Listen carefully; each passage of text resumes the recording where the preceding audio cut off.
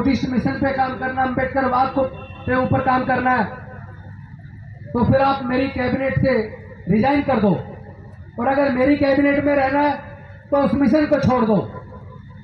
मैंने कहा कि ये कुर्सियां तो बार बार आएंगी, लेकिन डॉक्टर बाबा साहब अम्बेडकर के सपने को साकार करने का मौका बार बार आने वाला नहीं है।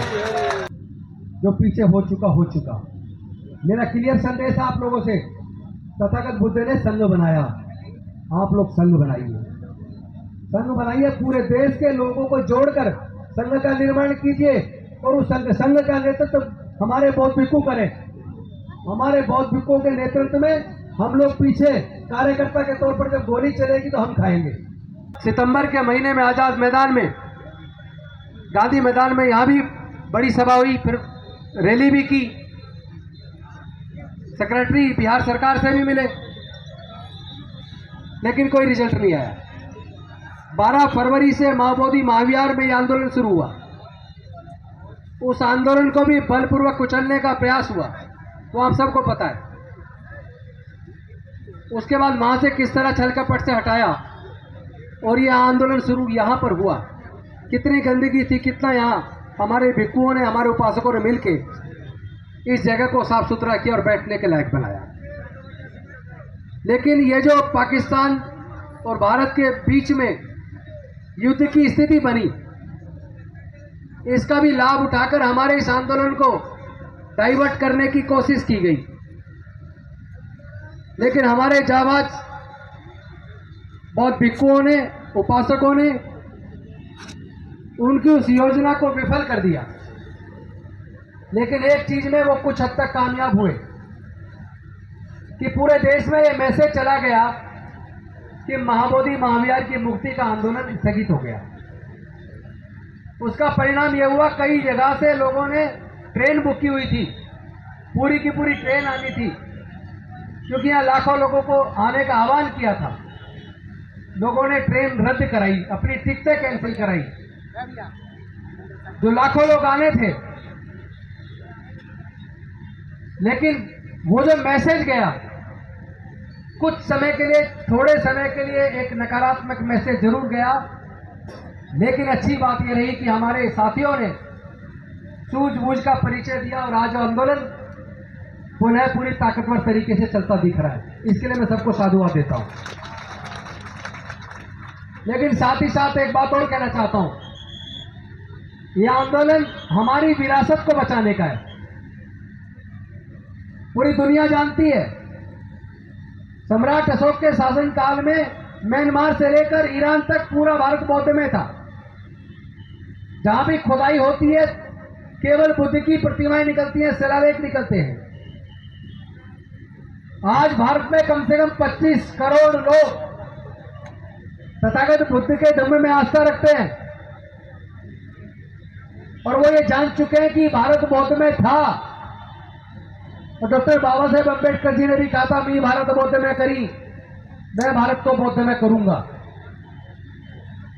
उसी संकल्प को पूरे देश के अम्बेडकरवादियों ने स्वीकार किया, और पिछले लगभग 5 सालों में अगर भारत में केवल 1.5 करोड़ बौद्ध थे, आज जाति की जनगणना होने वाली है।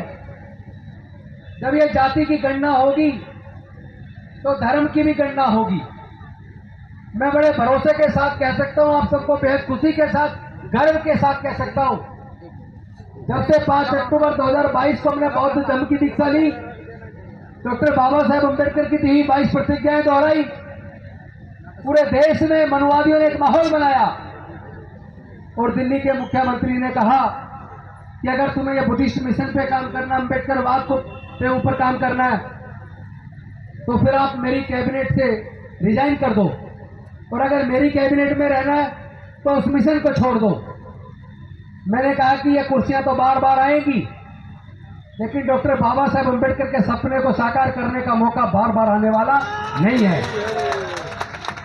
और हमने भारत को बौद्ध में करने के बाबा साहेब के संकल्प को पूरा करने का संकल्प लिया, और मैं बड़े भरोसे और विश्वास के साथ कह रहा हूं, अब तो 2025 में जाति की गणना होगी और उसमें धर्म की भी गणना होगी, तो भारत में 20 से 25 करोड़ लोग बौद्ध धर्म को मानने वाले मिलेंगे।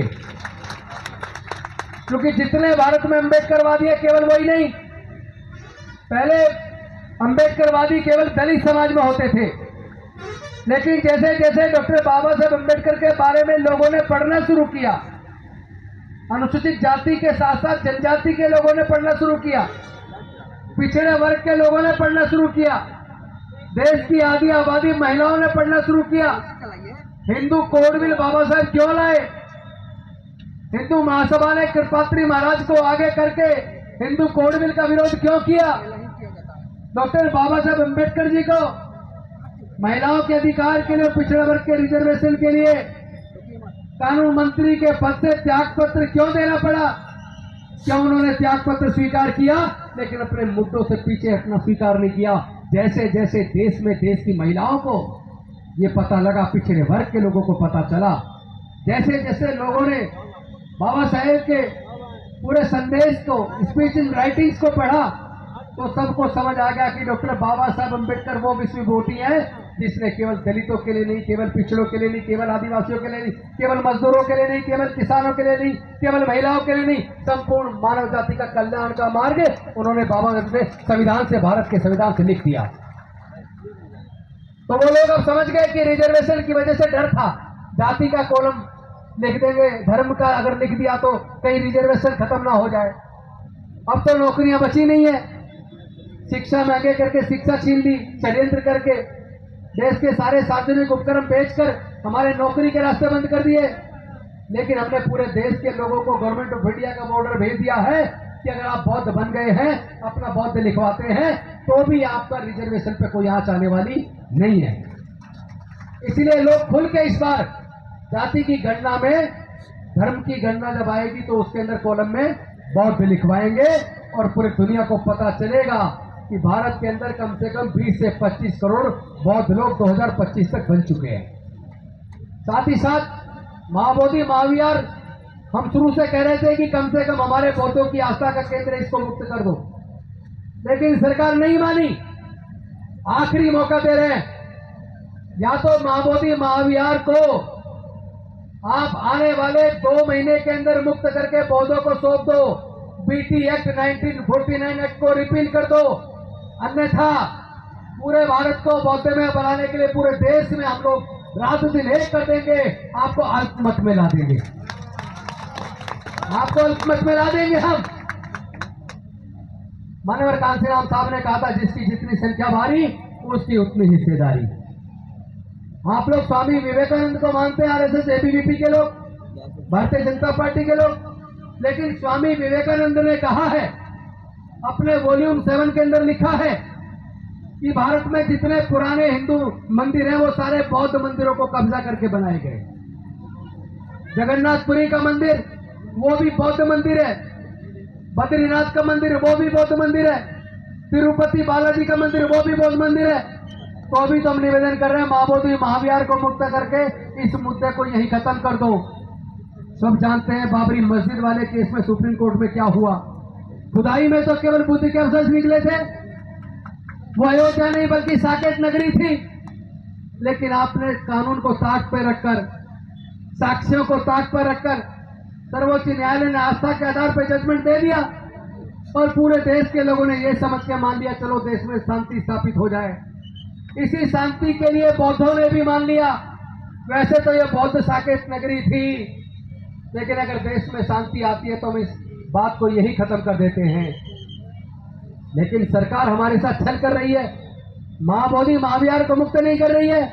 तो ध्यान रहे, अगर 2 महीने के अंदर सरकार ने महाबोधि महाविहार को मुक्त नहीं किया, मैं आपके बीच खुलेआम कह रहा हूं, सरकार भी देख रही है, पूरे देश का आंदोलन बनाकर जिन जिन बौद्ध मंदिरों पे कब्जा किया था, फिर हम उन सबको मुक्त कराने का आंदोलन चलाएंगे।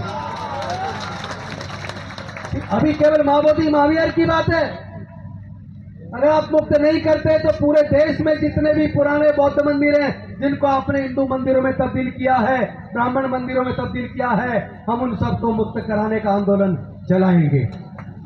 हम हिम्मत हारने वाले लोग नहीं हैं, हम अपने हक अधिकार के लिए लड़ना जानते हैं। हम लोग अभी हाथ जोड़ के आपसे निवेदन कर रहे हैं, लेकिन ध्यान रहे, अगर हम हाथ जोड़ना जानते हैं तो जरूरत पड़ने पर हाथ मरोड़ना भी जानते हैं। और अगर हाथ मरोड़ने से काम न चले तो आवश्यकता पड़ने पर हाथ तोड़ना भी जानते हैं। लेकिन हम बुद्ध को मानने वाले लोग हैं। हमें पता है राग, द्वेष, लोभ, मोह, अहंकार, गुस्सा और नफरत ये दुख के कारण हैं। तो अपने अंदर के राग, द्वेष, लोभ, मोह, अहंकार और गुस्से और नफरत को जीत लो। ये सरकार तो हमारे कदमों में आ जाएगी। लेकिन एक संदेश आप सबको देना चाहता हूं। क्या ये आंदोलन पूरे देश के बौद्धों का नहीं है? किसी एक व्यक्ति का नहीं है। एक व्यक्ति चलाएगा। अगर राजेंद्र गौतम सोचे मैं अपने दम पे चला लूंगा तो मैं फेल हो जाऊंगा। आंदोलन ये पूरे भारत के बौद्धों का है, पूरे भारत के अम्बेडकरवादियों का है, पूरे भारत के बहुजन समाज का है। लेकिन मेरे पास कई महिलाओं का कल से फोन आया। वो रो रो के यहाँ के जो भी पीछे घटनाक्रम हुआ उससे बड़ी दुखी थी। वो दान भी दे रही है, बड़े अच्छे भाव में दे रही है, लेकिन जो घटनाक्रम देखा उससे उनका मन दुखी है। जो पीछे हो चुका। मेरा क्लियर संदेश है आप लोगों से। तथागत बुद्ध ने संघ बनाया, आप लोग संघ बनाइए। संघ बनाइए, पूरे देश के लोगों को जोड़कर संघ का निर्माण कीजिए। और उस संघ का नेतृत्व हमारे बौद्ध भिक्खु करें। हमारे बौद्ध भिक्खुओं के नेतृत्व में हम लोग पीछे कार्यकर्ता के तौर पर जब गोली चलेगी तो हम खाएंगे, लेकिन आंदोलन का नेतृत्व हमारे बौद्ध भिक्खु करेंगे। एक तो ये तय होना चाहिए। इसके लिए लामा जी से मेरी बात हुई है, बाकी लोगों से भी बात हुई है, और जो लोग पहले एकजुट थे वो जो अलग बट गए उनसे भी बात हुई है। हम लोग उनको सबको बिठाकर, क्योंकि पूरे देश में कोई राज्य ऐसा नहीं है जहां से लगातार पिछले 5 दिन में लगातार फोन ना आए हों। सब लोग मन से दुखी हैं। केवल यहाँ जो आप बैठे हैं केवल ये नहीं है, पूरे देश के लोगों की भावना जुड़ी है। पूरे देश के लोग दुखी हैं। अमेरिका से भी फोन आया, ऑस्ट्रेलिया से भी फोन आया, लंदन से भी फोन आया, कनाडा से भी फोन आया, फ्रांस से भी फोन आया। आप मेरे फोन में देख सकते हैं। क्या जवाब दें उन लोगों को?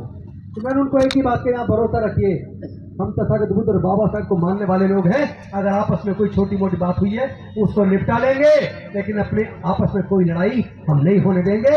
एकजुटता के साथ इस लड़ाई को लड़ेंगे। जिसने किसी ने गलती की भी है, हम किसी का नाम नहीं ले रहे, अगर किसी ने गलती की भी है, समय रहते अपनी गलती को स्वीकार कर ले, गलती को दूर करें। और बौद्ध भिक्खुओं के नेतृत्व में हम सब लोग पूरे देश के उपासक उपासिकाएं अपनी जान न्यौछावर करने के तैयार हैं आप बौद्ध भिक्खुओं के लिए। लेकिन आपको भी आचरण बौद्ध भिक्खु वाला लाना पड़ेगा। बौद्ध भिक्खु को गुस्सा है, बौद्ध भिक्खु हाथ का इस्तेमाल करे हिंसा का, ये गलत संदेश मत देना। पूरी दुनिया में बदनाम हम हो जाएंगे, आप सब हो जाएंगे। प्लीज मैं आपसे हाथ जोड़ के निवेदन कर रहा हूं, आप जो को वो कष्ट हमें दे दो, जो सजा देनी है हमें दे दो, पर गुस्सा आपके चेहरे पे नहीं दिखना चाहिए। आप अपने खुद के अंदर से कम राग, द्वेष, लोभ, मोह, अहंकार और नफरत को त्याग दो। आप तो मार्गदर्शक बनो। आपके चीवर की इज्जत करते हैं हम सब लोग, तो आपको भी इस चीवर की गरिमा बनानी है और इस आंदोलन का नेतृत्व आपको करना है। हम लोग छोटे मोटे लफड़ों को निपटा देंगे। इसीलिए मेरी भीमराव अम्बेडकर जी से भी बात हुई, मेरी बीपी अशोक जी से भी बात हुई, मेरी लामा जी से भी बात हुई, बनते प्रज्ञाशील जी से भी बात हुई, चंद्रमोदी जी से भी बात हुई, और उधर बनते राहुल जी से भी बात हुई। और जो लोग आए अलग अलग राज्यों से, उधर भी जगह जगह लोग मिले हैं। कोई रास्ते में मिला, कोई बौद्ध मंदिर में मिला, वो लोग भी सब बार बार कह रहे हैं कि गौतम जी इसको ठीक करवाइए। तो मैं एक बात करूं, नेतृत्व तो हम नहीं करेंगे, नेतृत्व हमारा बौद्ध भिक्खु करेंगे। और ये आंदोलन बौद्ध भिक्खुओं के नेतृत्व में लड़ा जाएगा। उपासक हर प्रकार की कुर्बानी देने के लिए तैयार है, लेकिन जब तक जीत हासिल ना हो तब तक ना झुकेंगे ना रुकेंगे। और बिकने का तो सवाल ही नहीं होता, और कोई बिकेगा तो उसको समाजद्रोही घोषित करेंगे, उसको समाजद्रोही घोषित करेंगे। अगर कोई बिका, किसी ने धोखा दिया, ऐसा ना हो कोई छोटा मोटा पद का लालच दे दे कि लाल बत्ती की गाड़ी दे देंगे, आप इधर आ जाओ, और पूरे आंदोलन को कोई चीट कर जाए। इस बार ये आंदोलन इस देश के अम्बेडकरवादी और बौद्ध लोग लड़ रहे हैं। नेतृत्व तो बौद्ध भिक्खुओं का है, कोई आए कोई जाए, आंदोलन नहीं रुकेगा। इन्हीं शब्दों के साथ मैं आप सबको पुनः आज की बुद्ध पूर्णिमा की शुभकामना देता हूं। और जिनमें भी थोड़ा बहुत कुछ जिनसे गलतियां हुई, वो लोग अपनी गलतियों को सुधारेंगे, और हम लोग मिलकर पहले से भी कई गुना ज्यादा मजबूत इस आंदोलन को बनाकर महाबोधि महाविहार को मुक्त कराएंगे। और 2 महीने में मुक्त कर दिया तो ठीक है, वरना जितने भी हमारे बौद्ध मंदिरों पर, बौद्ध स्थलों पर कब्जा किया है, उनको भी मुक्त कराने का आंदोलन हम लड़ेंगे। बहुत बहुत धन्यवाद। नमो बुद्धाय। जय भीम, जय भारत, जय संविधान।